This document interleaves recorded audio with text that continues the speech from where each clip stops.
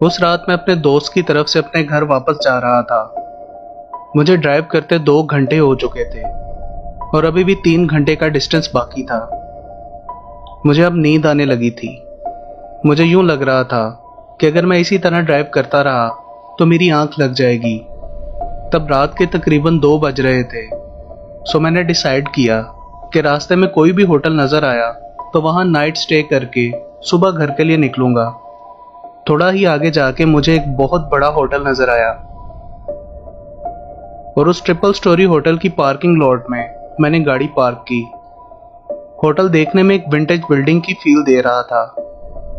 मुझे शुरू से ही ऐसी बिल्डिंग्स बहुत ज्यादा फैसिनेट करती थी। मैं होटल के अंदर गया तो उसका इंटीरियर भी 90s की याद दिलाता था। एंट्रेंस पे एक बहुत बड़ा हॉल था। सब कुछ बहुत नीट एंड क्लीन था। लाइट्स ऑन थी लेकिन एम्बियंट बहुत ज्यादा डिम था। मैं फ्रंट डेस्क की तरफ बढ़ा तो रिसेप्शन पे मुझे बताया गया कि यहाँ एक रात का फेयर 20,000 रुपये है। यह आम होटल से बहुत ज्यादा महंगा था, लेकिन मेरे पास और कोई ऑप्शन नहीं थी। सो मुझे उसी हिस्टोरिक होटल में कमरा लेना पड़ा। मेरा रूम नंबर 666 था। होटल बहुत ज्यादा पुराना था, so to be on safe side मैंने लिफ्ट की बजाय सीढ़ियों से जाना बेहतर समझा। जब मैं ऊपर वाले फ्लोर पे पहुंचा तो मैंने नोटिस किया कि मेरा रूम हॉलवे के दूसरे कोने पर है।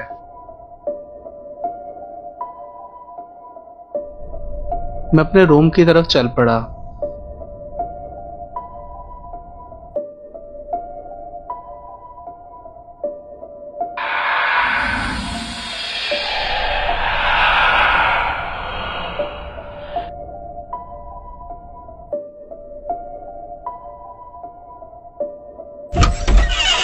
रूम बहुत सिंपल मगर प्यारा था।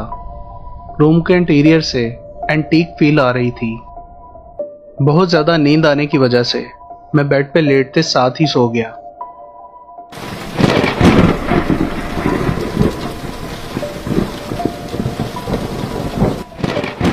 रात में बहुत तेज तूफानी बारिश शुरू हो गई और बहुत तेज बिजली कड़क रही थी और लाइट के फ्लैशेस खिड़की से मेरे चेहरे पर पड़ रहे थे, जिससे मेरी आंख खुल गई। मैंने सामने की तरफ देखा तो मेरे पाँव के पास मुझे एक अजीब सी डार्क फिगर नजर आई। मैं डर के मारे सहम चुका था और वो फिगर मेरी आंखों के सामने से गायब हो चुकी थी। मैं बहुत ज्यादा घबरा गया था। एक दफा कमरे को चेक करने के लिए मैं उठा और इधर उधर देखा। वहां कोई भी नहीं था। मैंने सोचा शायद वो मेरा वहम था और इस पुराने होटल की क्रीपी फील मेरे सर पे सवार हो चुकी है। सो मैं इग्नोर करके दोबारा सो गया।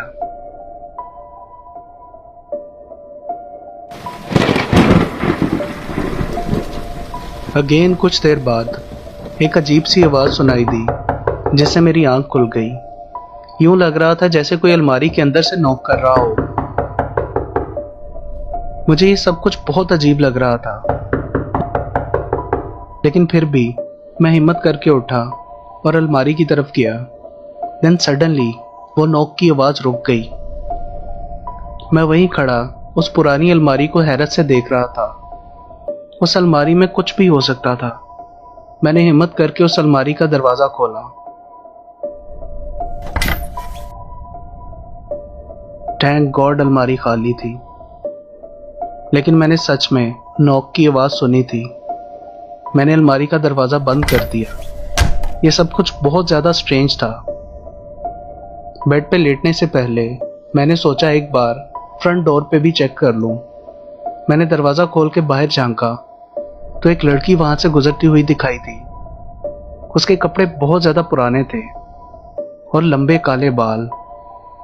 मैंने दिल को यह कहकर तसल्ली दी कि शायद उस लड़की ने गलती से मेरे दरवाजे पर नॉक कर दिया होगा और वो नॉक की आवाज अलमारी से नहीं दरवाजे से आई होगी। मे बी वो लड़की अपना रूम ढूंढ रही होगी। मैंने कमरे का दरवाजा बंद किया और बेड पर लेट गया। मुझे यूं लग रहा था जैसे कोई मुझे देख रहा हो। मैं डाउट से उस अलमारी की तरफ देख रहा था। स्ट्रेंज बात यह थी कि उस अलमारी का दरवाज़ा थोड़ा सा खुला था, जबकि मुझे अच्छे से याद था कि मैंने दरवाज़ा ठीक से बंद किया था।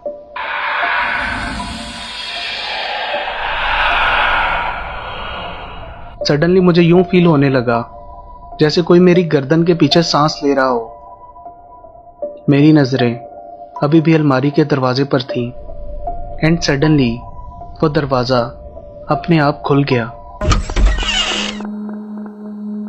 मेरा दिल जोरों से धड़क रहा था और गर्दन के पीछे किसी के सांस लेने की सेंसेशन भी और ज्यादा इंटेंस होती जा रही थी। मैंने पीछे मुड़ के देखा तो मैं डर के मारे लरज उठा।